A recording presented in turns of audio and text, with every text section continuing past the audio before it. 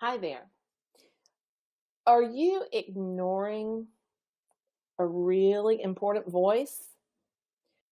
I've been talking all week about why painting matters, why your painting matters, why your art matters, whatever your art form might be. It doesn't have to be painting. It could be cooking. It could be coding. It could be writing. It could be making music.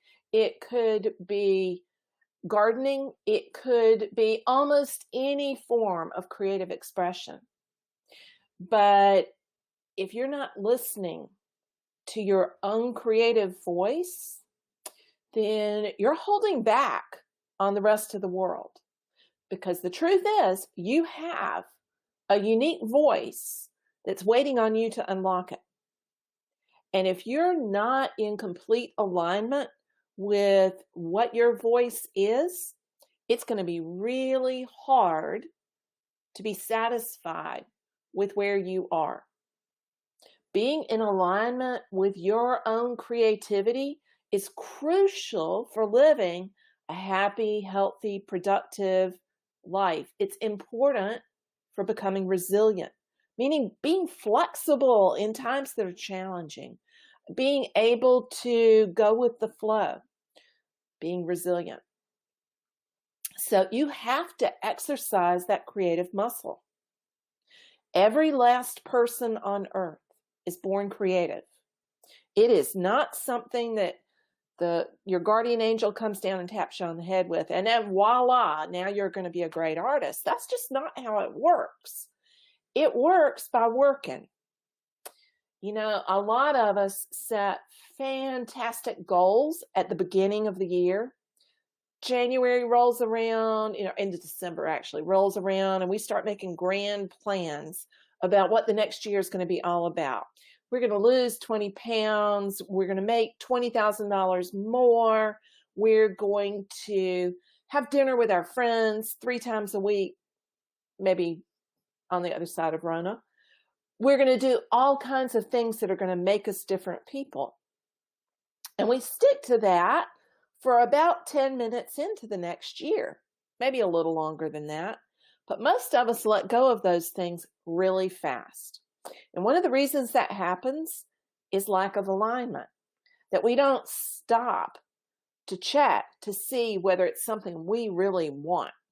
So what do I mean by alignment? I mean that alignment, what you say you want, is something you truly do want. It is something that is in alignment with your purpose, with where you want to go. When you are not on purpose, when you're not in alignment, it will feel uncomfortable. It will feel uneasy. People who have repressed their creativity, people who've shut the door on whatever their creative dream was, still have a deep hunger to create. It's just that they've pushed it back somewhere. That may be one of y'all. It's going to keep talking to you. That's that voice I was talking about at the beginning. It's going to keep whispering in your ear. It's going to keep waking you up in the middle of the night. It's going to keep making you feel dissatisfied with the job that is boring, the things that people have told you should want to do. Don't listen to those voices that tell you that your skills aren't good enough, that your art doesn't have any value, because that's not true. Skill levels can be developed. Value builds up over time. But if you shut the door on your creativity, if you shut down listening to that voice, it'll have a profound impact on your life, and it won't be a good one.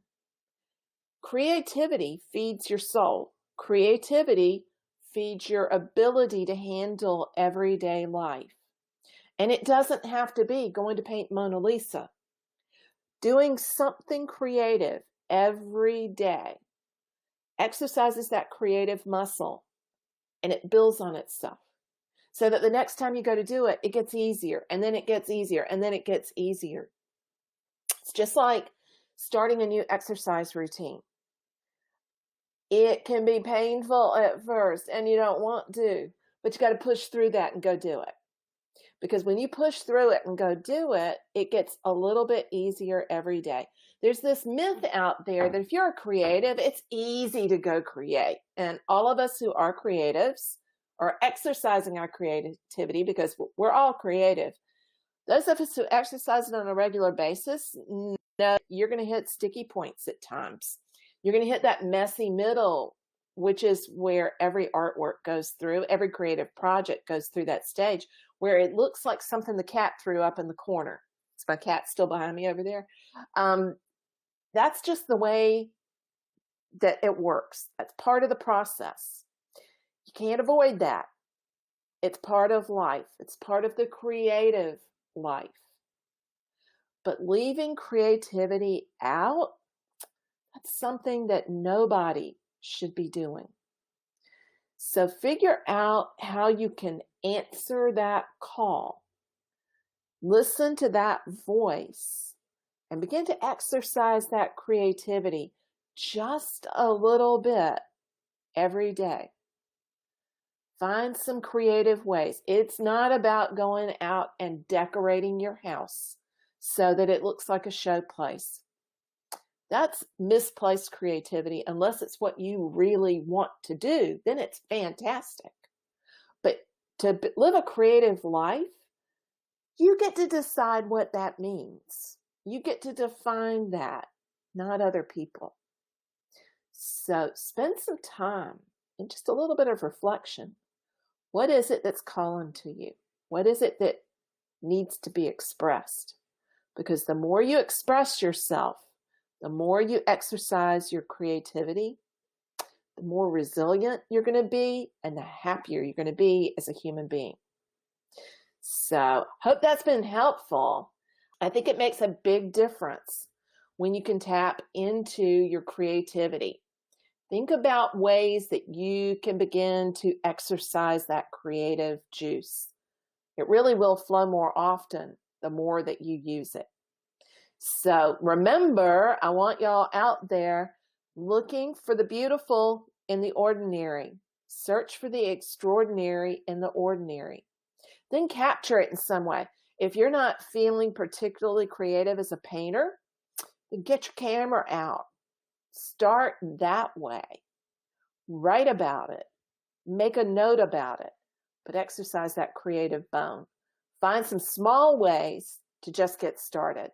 And share those over in the Artwork Living Facebook group. I would love to hear how y'all are exercising your creative muscles.